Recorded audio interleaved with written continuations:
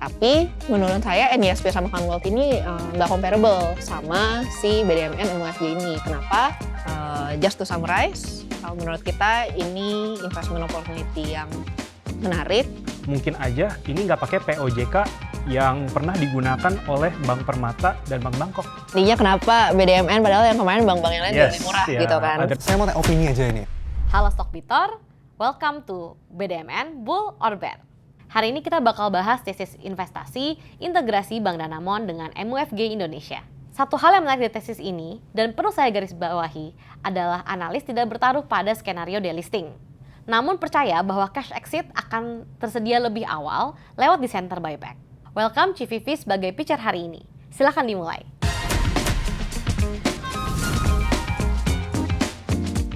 Oke, sebelum kita mulai full disclosure dulu, my pitch itu mungkin bias karena udah punya sahamnya. Makanya kita ada sesi seperti ini buat dites lah tesis gue itu beneran bias apa tidak gitu sama kalian. Oke, mungkin kita mulai aja ya. Why do I think BDMN itu investment opportunity yang menarik? Nah, yang pertama mungkin karena menurut saya bakal ada potensi cash exit even tanpa delisting. Jadi kalau kemarin di media orang pada pikir bisa exitnya itu pas delisting, menurut kita tuh enggak. Dan yang kedua, menurut kita nanti cash exitnya itu bakal di atas nilai buku. Atau at the very least itu pasti satu kali book value lah. Nah, jadi makanya kalau misalnya kita ngelihat probability buat transaksinya happening dan juga potensi reward yang bisa didapat, menurut saya sih risk reward-nya itu menarik. Nah, mungkin kita go into more detail ya. Yang pertama, kenapa sih menurut kita bakal ada potensi cash exit even tanpa delisting atau even sebelum delisting. Mungkin kalau buat yang belum ngerti atau nggak punya konteks, jadi pas tanggal 11 Mei kemarin, BDMN tuh udah ada filing dan ngeluarin press release kalau mereka itu udah tanda tangan MOU sama MUFG buat mengeksplor memulai proses integrasi dengan MUFG cabang Indonesia. Nah, jadi BDMN itu sebenarnya controlling shareholder-nya tuh dari dulu emang MUFG. Nah, tapi MUFG kebetulan punya kantor cabang juga di Indonesia yang cukup besar. Nah, jadi dua entity ini lagi mau diintegrasikan. Nah, kalau misalnya kata-kata yang mereka pakai integrasi itu kalau misalnya kita ngeliat tuh kayak transaksinya tuh mirip sama presiden Bangkok Bank dan Bank Permata atau BNLI. Nah, kenapa saya bilang mirip dan presiden yang paling cocok lah? Karena kalau kita ngelihat dulu itu Bangkok Bank juga sama, dia itu kantor cabang di Indonesia. Habis itu dia mau integrasi sama PT yang listed, yaitu Bank Permata. Nah, jadi skema ketika waktu itu tuh integrasi. Karena kalau misalnya kantor cabang sama PT itu bukan merger, tapi pakai integrasi. Dan POJK-nya itu udah ada. Jadi ada POJK 41 tahun 2019 di mana kita bisa ngelihat itu udah di layout framework buat integrasi itu seperti apa. Dan yang paling penting dari POJK itu adalah pasal 52, kalian bisa cek dan baca sendiri. Di situ di pasal 52 tuh dibilang ketika terjadi integrasi harus memberikan opsi untuk pemegang saham yang nggak setuju dengan integrasinya untuk di buyback sahamnya dengan harga wajar. Nah, jadi udah clear nih di POJK kalau misalnya bakal ada opsi untuk exit dengan buyback kalau misalnya kalian nggak setuju dengan integrasi. Nah, dan kalau misalnya ini juga nggak cuma di POJK-nya doang. Kalau kita ngomongin presiden yang tadi di BNLI sama Bangkok Bank, pas mereka waktu itu integrasi juga benar tuh ada cash offer buat yang nggak setuju di 1,6 kali book value. Jadi udah clear di POJK, presiden juga ada. Jadi makanya menurut kita itu bakal ada cash exit even tanpa delisting. Nah, yang kedua questionnya adalah kenapa menurut saya cash exitnya itu kemungkinan bakal di atas book value atau at the very least di 1 kali book value lah. Sebenarnya full disclaimer dulu, nggak ada regulasi yang bilang kalau harganya itu harus di book value atau di atas book value. Regulasi yang pasal 52 tadi cuma bilang harga wajar. Nah, cuma kalau harga wajar itu, apalagi kalau ini transaksi material, itu berarti most likely harus pakai KJPP. KJPP itu bisa pakai nilai pasar atau DCF atau cara lain untuk nyari harga wajarnya itulah.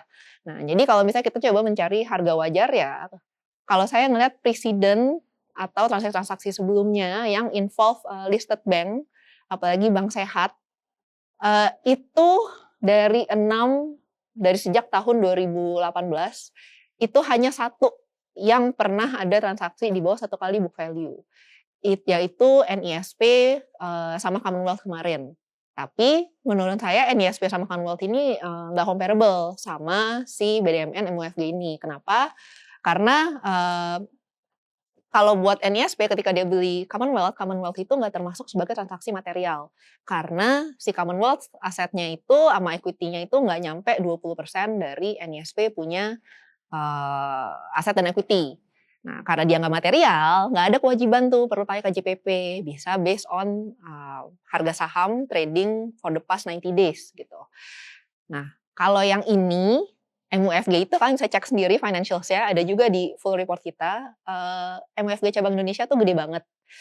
Dia punya equity tuh 70%-an dari BDMN. Jadi kemungkinan besar ini pasti transaksi material. Dan kalau transaksi material ya harus pakai KJPP tadi. Dan kalau KJPP ya presidennya hampir nggak ada yang di bawah book value tadi. Menurut kita yang paling mirip dari presiden yang kita lihat itu mungkin secara harga ya. Mungkin si SMBC dan BTPN.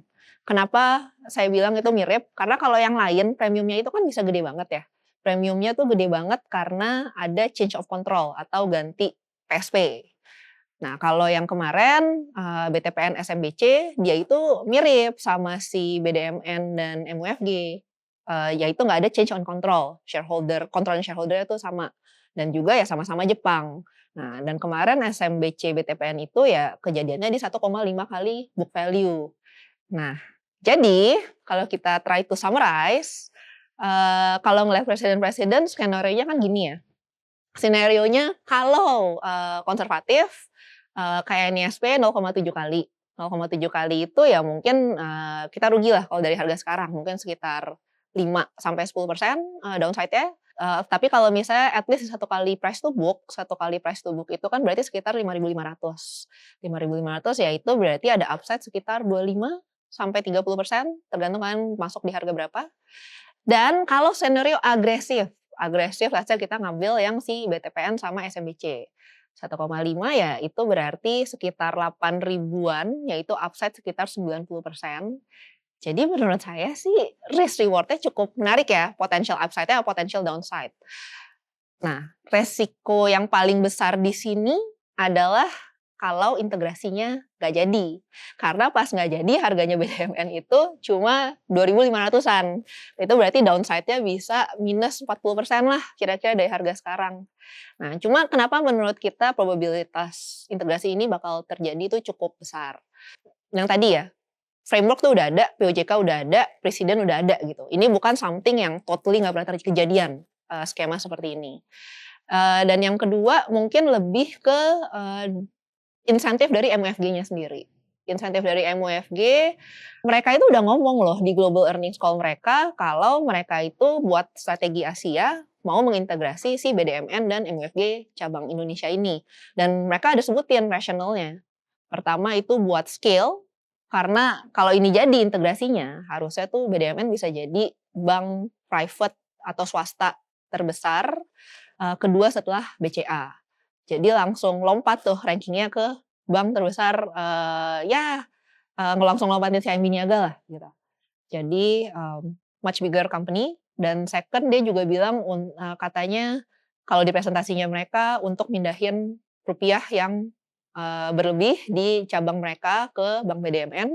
Yang ketiga ya untuk sinergi customer, karena kalau si MUFG itu customer-nya banyak corporate, sedangkan BDMN itu kan commercial sama consumer. Jadi cocok tuh sinerginya.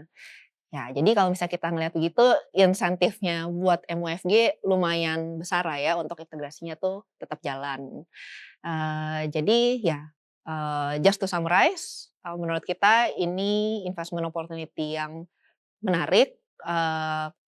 Kenapa? Karena ya tadi ada potential cash exit-nya, dan kalau ngelihat potential cash exit-nya valuasinya kemungkinan di atas book value, dan potential risk reward-nya ya menarik.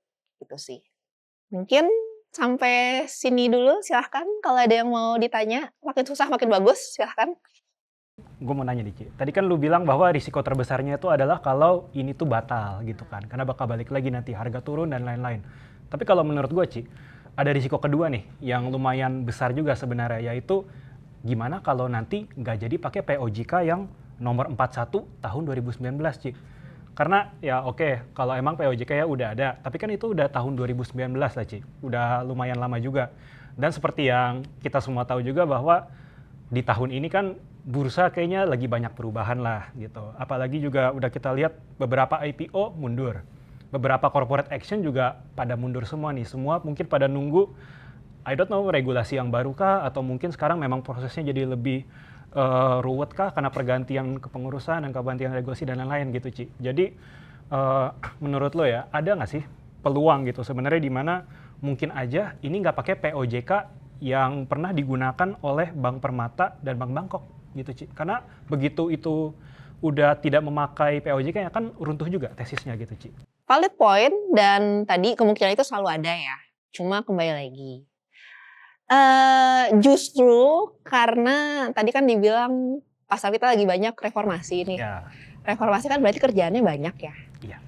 Kalau kerjaannya banyak, apakah prioritas untuk OJK mengganti POJK yang mungkin sebenarnya tuh udah pernah dipakai dan nggak ada isu apa-apa, dan kemudian tiba-tiba mereka mau mengganti POJK-nya, kan menurut saya insentifnya mungkin mereka mendingan fokus ke hal lain yang mungkin lebih menjadi prioritas mereka gitu kan. Jadi apakah ada chance untuk pakai regulasi baru? Ya mungkin ada, tapi menurut saya chance-nya kecil. Oke. Karena tadi most likely pasti pakai yang itu, dan nggak ada main concern soal previous POJK itu juga kan, gitu. Oke, lebih low priority lah ya berarti ya, kemungkinannya gitu. Betul. Atau bisa tanya-tanya juga kali ke OJK-nya, ada atau enggak gitu. Iya, tapi ya tadi apalagi kan ini bukan POJK yang kayak apa ya, bakal sering dipakai. Ini Oh, iya, integrasi benar juga. bank aja kan, kayaknya selain Bangkok Bank sama BNI. Bangkok Bank sama BNLI itu kayaknya yang besar nggak kepikiran yang terlalu banyak kan. Jadi ya I think it's easier to just use the previous POJK sih kalau saya mereka ya. Iya, ya karena beda dengan akuisisi, ini lebih ke integrasi ya tadi bahasanya. Betul, Ya. betul. Oke, fair point juga sih. Oke. Tadi kan Chris sudah membahas lebih dari section regulasinya mungkin ya. Mungkin dari saya mau coba menggali dari sisi fundamentalnya. Tadi kan sempat dibahas ada dua presiden utama ya yang dipakai ya. Satu, merger antara SMBC dan PTPN sehingga ada acuan PBV 1,5. Dan juga ada presiden integrasi Bangkok Bank dan BBI di 1,6x juga. Tapi saya mau highlight terlebih dahulu di 1 sampai 1,5-nya. Mainly 1,5 ya, karena kan tesis utamanya adalah asimetrik gitu. Tapi kalau saya lihat, sebenarnya BTPN ini tidak sepenuhnya mirip sama BDMN. Memang pengendalinya Jepang. It's the same, almost the same concept. Cuma dari segi fundamental, actually BTPN waktu pre-merger itu, ROI-nya tuh 14%. Higher than BDMN sekarang per Maret 2026 tuh di kisaran 7-9% if I'm not mistaken ya. Apakah bisa kita bilang bahwa 1,5 PBV ini bisa dijadikan acuan lagi? Semisal dari segi profitability sekarang sudah berbeda. Tadi yang seperti kita bilang 1,5 kali itu kan agresif ya. Jadi ya kalau menurut saya kan tadi mungkin bare minimum 1 kali. Agresifnya 1,5, kalau kita ngambil tengah 1,2. Dan menurut saya 1,2 itu masih cukup reasonable sih buat take into account yang tadi, the factor that you mention, kalau misalnya ROI-nya itu memang lebih rendah gitu. Nah anyway, kalau misalnya kalian merasa nanti, oh ini buyback price-nya itu rendah sekali. Going back to your point, justru berarti fundamental perusahaan yang mau diintegrasikan yaitu MUFG itu kan berarti cukup bagus juga ya. Dan ya the combined entity ya mungkin bakal jadi ya tadi it's a much bigger bank and it's a much bigger scale, dan jadi secara fundamental juga cukup baik gitu. Jadi if I am MUFG, yes mungkin 1,5 itu ketinggian, tapi sebenarnya kalau bisa kita ngeliat secara long term potential value-nya of the integration, I am in the interest buat ya make sure integrasi ini terjadi gitu. Dan mungkin karena buat itu at least nggak ngover harga yang kayak rendah-rendah banget Oke. gitu. Dan ya tadi sih kalau misalnya kita ngelihat precedent-nya, it's a range lah ya.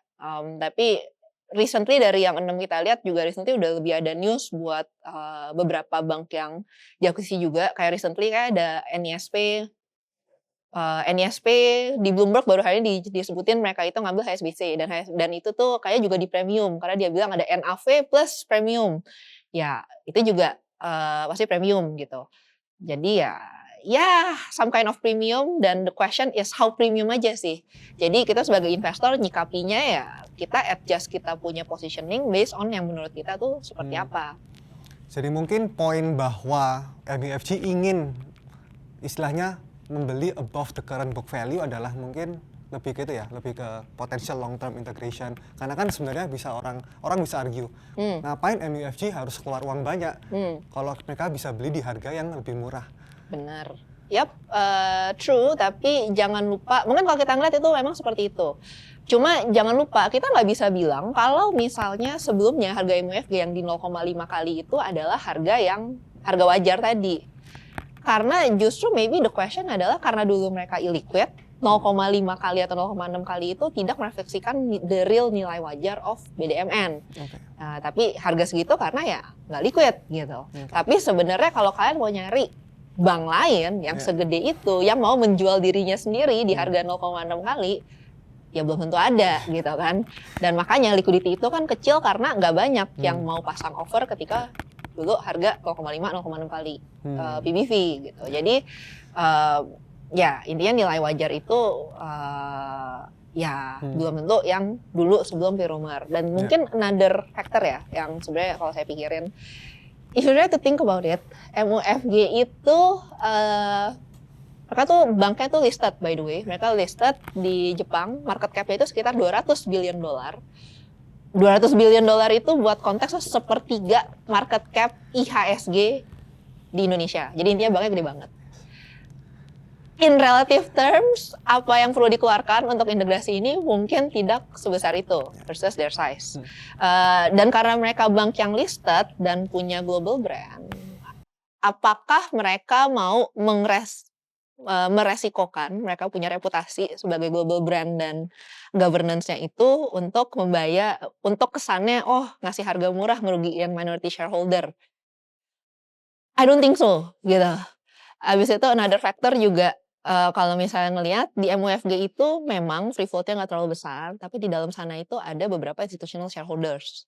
Ada State Street, ada yang lain, itu juga kita bahas di report kita. Kalau misalnya dibeli harganya kemurahan, I can imagine these investors bakal lumayan upset sih. Dan tadi impact governance MUFG as a brand juga kali ya. Gitu. Ya, I think interesting sih kalau membahas soal reputasi itu mungkin factors yang not many people consider sih. Mungkin sebenarnya ada kepikiran lagi lanjutan, cuman mungkin saya kasih kesempatan dulu mungkin buat Karissa mungkin. Silahkan aja. Ada question, nanti saya lanjutin lagi nanti saya. Oke, mungkin kalau dari sisi investor juga risk reward ketika masuk nih.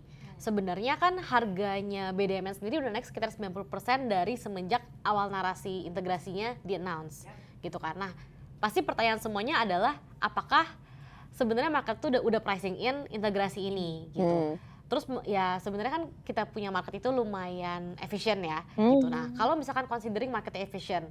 Nah, dari CVV sendiri tuh kira-kira kenapa sih atau apakah masih yakin kalau masih ada upside nih dan sebenarnya sekarang itu belum price in banget lah gitu. Apakah market kita efisien? To be honest, I'm not too sure. Based on that point, apakah udah price in apa enggak? Ya kembali lagi, menurut kita efisien apa enggak itu kan tergantung menurut kita itu ya fair value-nya atau nilai wajarnya itu nanti berapa gitu kan. Dan kalau nilai wajar ya tadi kira-kira nanti kalau integrasi yang di offer tuh harga berapa gitu sama MUFG.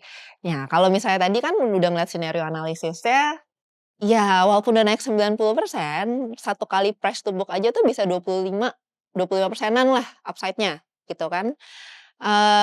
Jadi udah naik 90% itu bukan karena sudah price in, mungkin karena dulu BDMN-nya itu terlalu murah.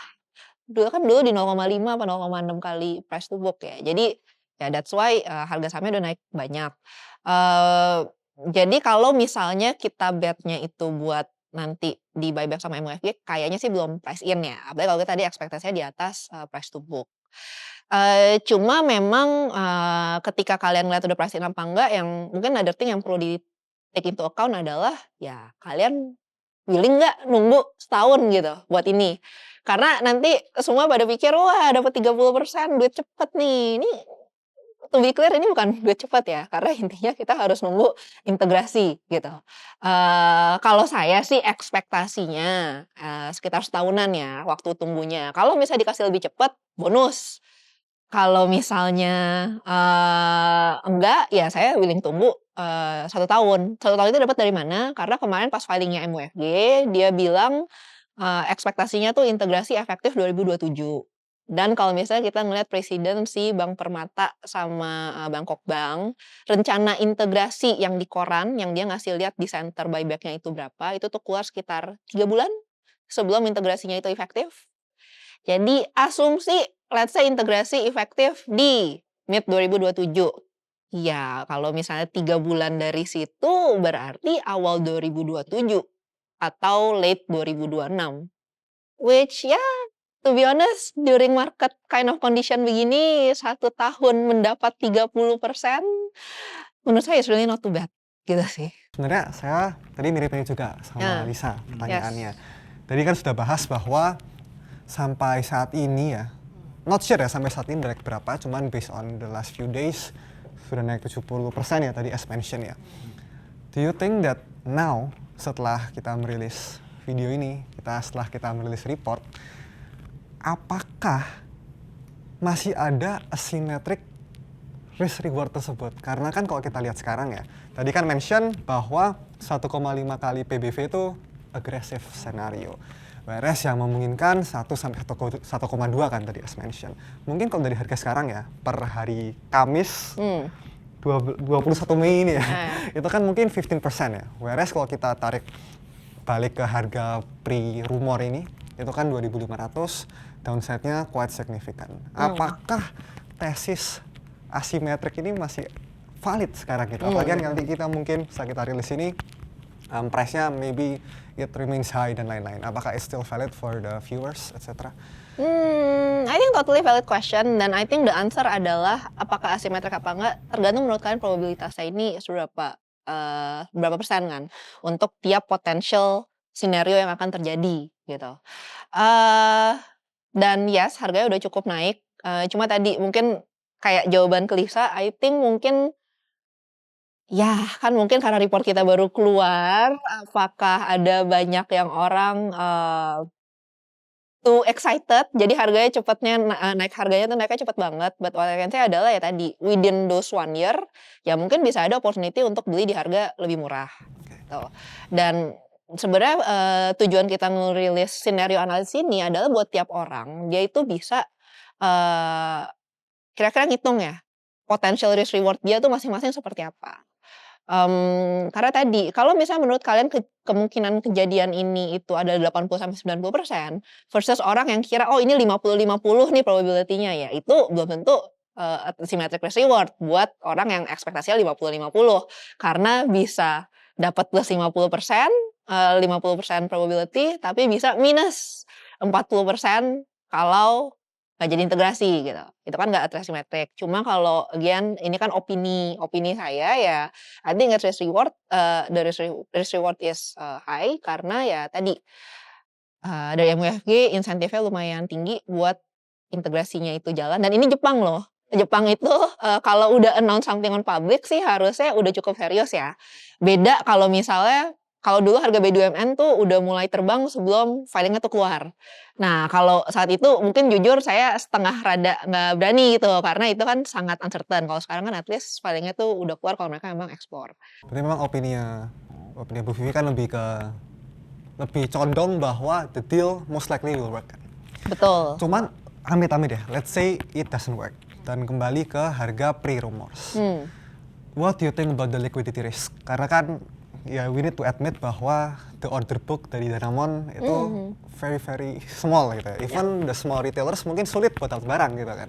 So what do you think about this? Apakah itu memperburuk the asymmetric narrative atau bagaimana? Worst case scenario ketika ini di-combine menurut saya Bank Danamon will be a better bank daripada Bank Danamon sekarang. Karena tadi kan ada beberapa sinergi lah. Satu dari sisi skill aja tuh udah beda banget kan. Skill-nya tiba-tiba dia jadi bank kelima, intinya bank swasta terbesar kedua setelah BCA. Nah, mungkin dulu Bank Danamon nggak banyak yang merasa menarik karena ya BNGL lebih besar, NISP lebih besar. Ngapain saya beli Danamon? Valuasi ya nggak beda-beda jauh. Kalau nanti kan langsung clear, ini langsung lompat tuh ke atas. Jauh lebih besar daripada mereka berdua. Mungkin juga liquidity jadi lebih baik gitu. Jadi ya, yes, kemungkinan nyangkut itu ada kalau misalnya ngeliat liquidity. Cuma kalau misalnya ini aset yang bakal diintegrasikan juga it will be a better bank. Tapi kembali lagi, I think for all investment thesis you need to stick to your thesis.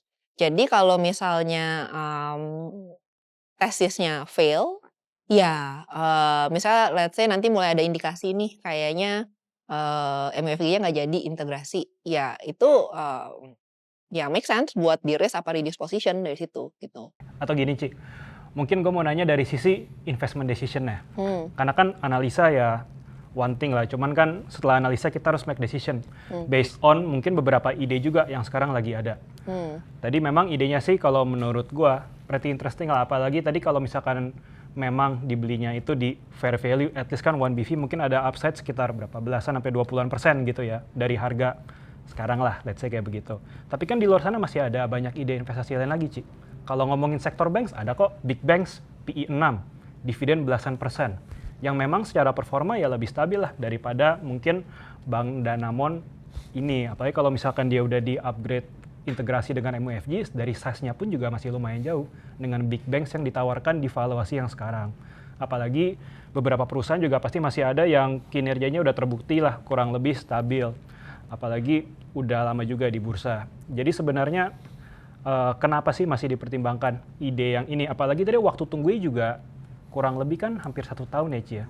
Apalagi sekarang mungkin nanti bakal rilis lah Q2 2026 sampai dengan tahun berikutnya kita akan melewati banyak kuartal kinerja perusahaan yang mungkin aja nanti ternyata perusahaan yang lain kinerjanya oke, harga saham-nya juga lebih naik daripada ditawarkan di center buyback-nya gitu. Jadi why Ci? Why Ya intinya kenapa BDMN padahal yang kemarin bank-bank yang lain lebih murah gitu kan. Other than banks juga bisa ada perusahaan Sama sekarang kan lain, BCA pun kan ada quarterly dividend payment juga kan. Yap. Considering all things lah Ci. Yes. Kenapa memilih yang ide integrasi ini? Oke. Personal opinion ya ini ya by the way. Dan kalau buat saya for my own investment decision, intinya sih you pick your uncertainty lah. Kalau buat integration ini ada uncertainty-nya, MUFG-nya nggak jadi, harganya berapa juga belum clear. Kalau buat big banks, menurut saya ada uncertainty-nya sendiri juga, ya kan? Yaitu uncertainty-nya ya nggak tahu apakah foreign selling-nya, apakah NPL dan credit cost-nya, dan kemudian loan growth-nya apakah bisa benar as expected. Nah, dan kalau buat big banks ini kan ya uncertainty-nya ya mungkin banyak tergantung faktor makro ya. Karena mereka ini sangat besar dan of course sangat tergantung dengan faktor makro Indonesia juga. Belum kita ngomongin soal flow karena mereka juga banyak foreign ownership. Kalau buat saya personally, the uncertainty buat big banks versus BDMN, saya ngerasa lebih prefer uncertainty-nya itu BDMN. Kenapa? Karena uncertainty saya itu saya ngerasa udah agak terstruktur. Kenapa terstruktur? Terstrukturnya itu karena ada POJK-nya, ada presidennya. Dan terstrukturnya ini karena udah tahu buyernya itu siapa. Bukan kayak, oh saya nggak even tahu nih mau di M&A dibeliin sama siapa gitu. Udah jelas buyernya itu MUFG, di mana MUFG itu punya strategic interest dan juga duitnya juga ada.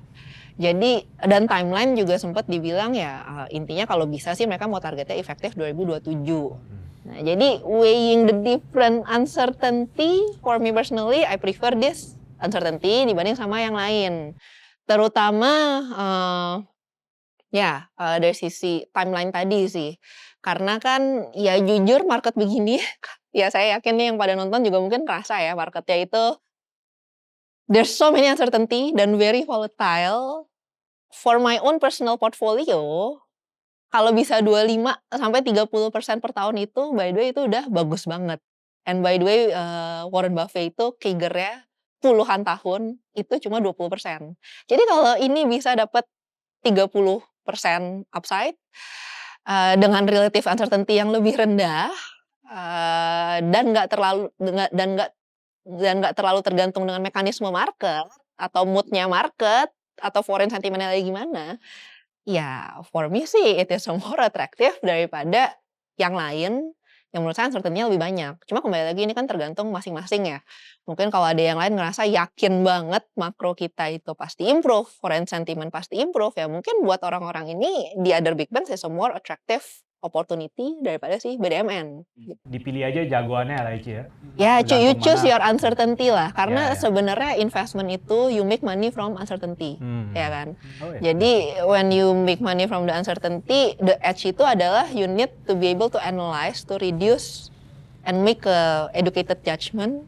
Uncertainty-nya yang lebih make sense tuh yang mana gitu loh. Atau beli dua-duanya aja. juga Ya, nggak salah betul, juga ya. kan, benar kan? Betul, nggak ada salahnya juga. Karena kan saya nggak pernah all in sih, nggak pernah all in satu saham. Ya. Dan sebaiknya sih orang-orang gini, seyakin-yakinnya atau se-conviction-convictionnya sama satu saham, there is always a chance you will be wrong. Yes. Jadi ya jangan all in juga. Jadi maksudnya dalam satu porto ya nggak cuma satu saham, bisa aja ada dua, bisa bagi-bagi porsi tergantung convictionnya gimana gitu. Ya, ya. Saya mau tanya opini aja ini ya, Hmm. opini. Tadi kan memang I think the consensus right now is 1 tahun lah ya, holding periodnya kan. Karena kan assuming mengacu ke Presiden BNLI itu 2,5 bulan. Ya kan. Tapi, what do you think misalnya, kan MUFG equity-nya way bigger kan, compared ke dulu BBI diinjak ke BNLI. Sekarang kan 79%. Do you think ada potential proses integrasinya, even announcement dari fair value-nya itu bisa di-announce lebih lama lagi. Hence, nanti holding period-nya nggak cuma 1 tahun, mungkin 1,5 tahun, atau mungkin 2 tahun. What do you think about that? Kembali lagi, I think yang penting coba deh kalian ngeliat lagi timeline-nya Bangkok Bank sama si Permata. Kalau saya ngeliat timeline-nya, jadi intinya kan kita sebagai minority shareholder yang kita incer itu adalah di center buyback yang ada di ringkasan integrasi yang diumumin di koran. Nah, ringkasan integrasi itu kan tuh berarti integrasinya tuh belum selesai loh. Itu tuh baru plan. Kayak plannya tuh di-announce gitu kan, minta approval di RUPS, baru integrasinya itu dilakukan. Jadi sebenarnya kan saya nggak harus nunggu integrasinya itu sampai selesai. Hanya perlu nunggu ketika rancangan integrasi sudah ada di koran dan kemudian ada RUPS, di mana RUPS saya itu dibilang saya mau di buyback di harga berapa. Jadi ya yang kita tunggu itu sih, bukan sampai integrasi selesai. Karena setuju kalau misalnya secara integrasi operasi, kalau size-nya gede sekali ya mungkin itu bisa tunggu waktu lama ya. Tapi again what we're trying to wait for is not the operational integration, tapi ya dari sisi corporate action tadi, yaitu RUPS dan di buyback-nya gitu. Oke. Oke, kalau misalnya nggak ada question, I can present my own counter thesis. Karena kalau jadi analis harus gitu ya, harus bisa mikirin kita bisa salah di mana. Sebenarnya kan tadi resikonya adalah ya integrasinya itu nggak jadi. Dan menurut saya sih nggak jadinya itu kalau misalnya tiba-tiba MUFG berubah pikiran. Nah, kalau kira-kira apa sih yang bisa bikin MUFG berubah pikiran? Sebenarnya sih recently, kalau misalnya saya ngeliat apa yang bisa bikin berubah pikiran itu ya mungkin kalau ada perubahan makro yang signifikan. Contoh, Japanese bond yield kan recently itu naiknya lumayan tinggi ya. Nah, kalau seperti kita tahu kan sebenarnya perusahaan Jepang ini banyak ekspansi di luar-luar sana karena ya di Jepang dulu rate-nya 0, nggak ada return. Jadi mereka mulai ekspansi ke berbagai negara dan dengan pakai cheap funding dari Jepang. Nah, kalau nanti Japanese bond yield-nya naik terus, kan tiba-tiba di Jepang return-nya jadi cukup menarik tuh. Jadi apakah mungkin mereka tidak se-entusiastik itu buat ekspansi ke luar Jepang atau Indonesia, ya itu kalau saya mencoba mencari-cari ya, apa yang bisa salah ya mungkin di situ juga. Ya tapi kemudian if I think about it, biasanya kan mereka long term commitment juga. Kenaikan yield ini kan ya baru recently lah. Jadi ya kalau ngelihat perusahaan Jepang sih harusnya tidak secepat itu ya berubah strateginya. Dan mereka juga sudah clear di mereka punya earnings call slide buat mereka punya strategi Asia itu seperti apa. Masih ada lagi nggak pertanyaannya? Udah sih. Udah sih Iya, ya. udah sih. Jadi mungkin buat format ini intinya kita nggak pengen ngasih konklusi, kita bukannya mau ngasih konklusi atau rekomendasi investasi buat yang nonton. Jadi yang penting kalian bisa ngejudge sendiri lah. Jadi dari pitchingnya yang positif seperti apa dan yang negatif atau counterpointnya seperti apa. Ya orang bisa masing-masing judge kira-kira kalian beliefnya yang bagian bull-nya atau bagian bear case scenario-nya. Itu sih. Oke, jadi udah denger ya teman-teman penjelasan dari Civivi dan juga pertanyaan dari tim panelis. Kalau yang masih penasaran tentang BDMN dan MUFG ini, bisa langsung cek di unboxing di Stockbit. Selain itu, kalau punya pertanyaan lagi, bisa langsung komen aja di kolom komentar. Sampai jumpa di Bull or Bear berikutnya.